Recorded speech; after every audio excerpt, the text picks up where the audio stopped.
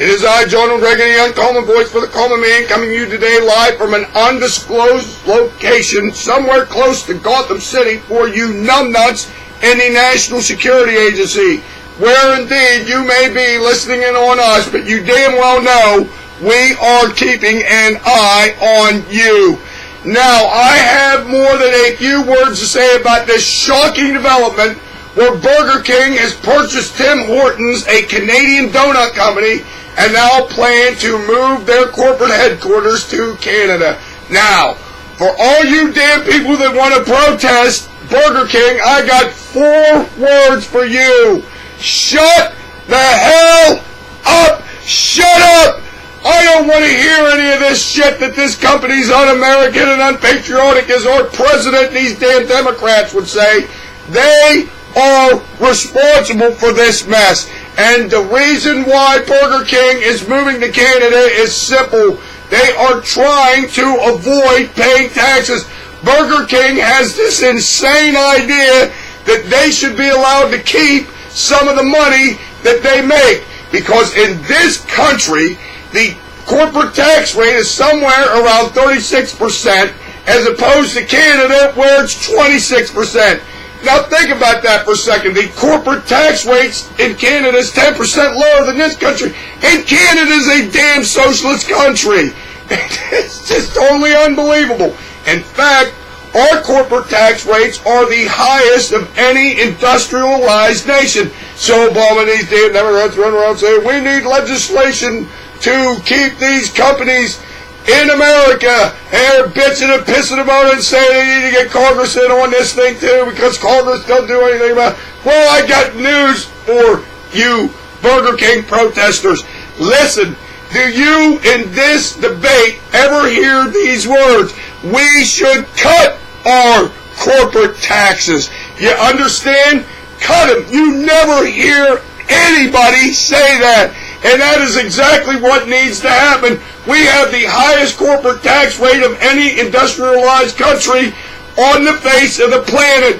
And if you were a business, why would you want to do business in this country? Hell, all you do is give the money that you make over to the damn worthless federal government who just throws it down rat holes anyways. So what's the point? Now, with that being said, let me explain something to you Burger King people, protesters, because I'm going to give you a little lesson in economics that even you might understand.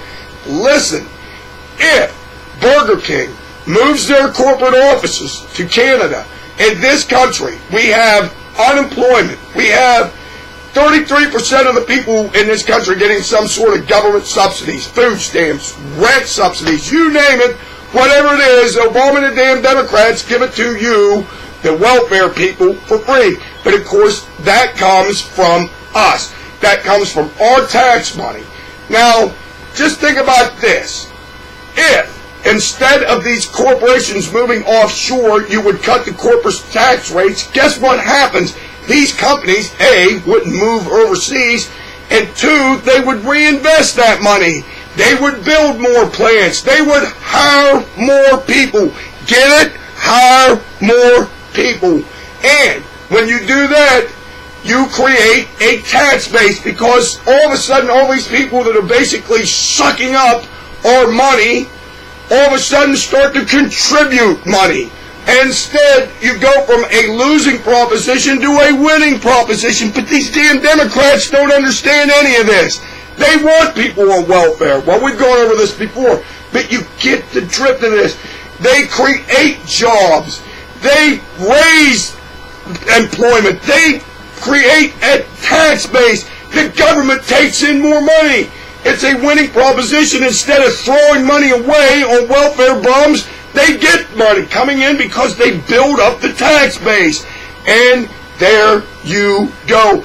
I'm not an economics professor, but even I can understand that's a winning proposition, so you get the drift of this. Now, also, for you people, the protesters of Burger King, I got an irony for you. If you remember, during the big campaigns, we had the community organizer-in-chief running around talking about raising taxes on the rich people, so rich people have to pay more. And one of the names that he dropped constantly was his good friend, billionaire, worthless piece of shit, Warren Buffett.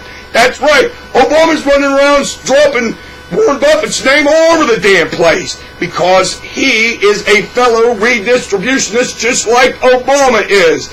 Take from the rich and give to the welfare bums. That's what they believe in. But what's amazing about this is this whole deal is being brokered for Burger King by who? Warren Buffett. This same bozo that says that he should pay more taxes is working out a deal for Burger King so they can pay less taxes. Get it? If that's not the black coal in the kettle pot, I don't know what is. But this isn't the first time this has happened. I want to point out to all you Facebook users a little story.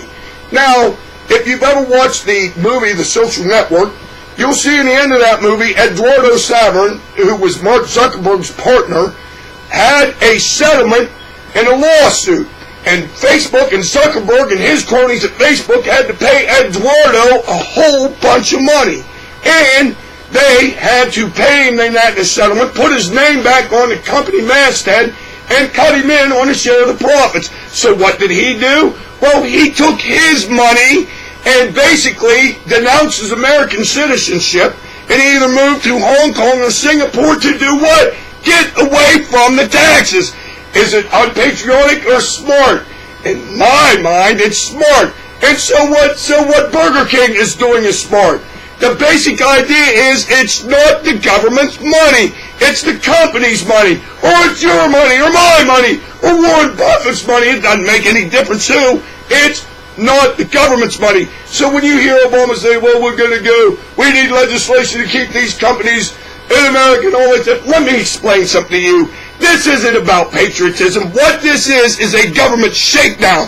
They're hosing these companies because they can't possibly afford to lose the tax money that they're paying because there are no jobs in this country. Therefore, there are no taxpayers. You get it?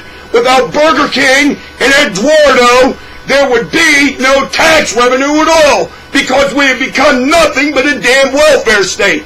Now you get the reason why this thing is nothing but a big shakedown. Yes, you ought to get it, because that exactly is what's going on. Until next time, this is your favorite conservative, Ronald Reagan, saying this to you now, especially you people in Canada. Gee, you're just going to love having them damn walls, you are going to love having them damn Occupy Wall Street deadbeats in your country for a change. Until next time I say this, no!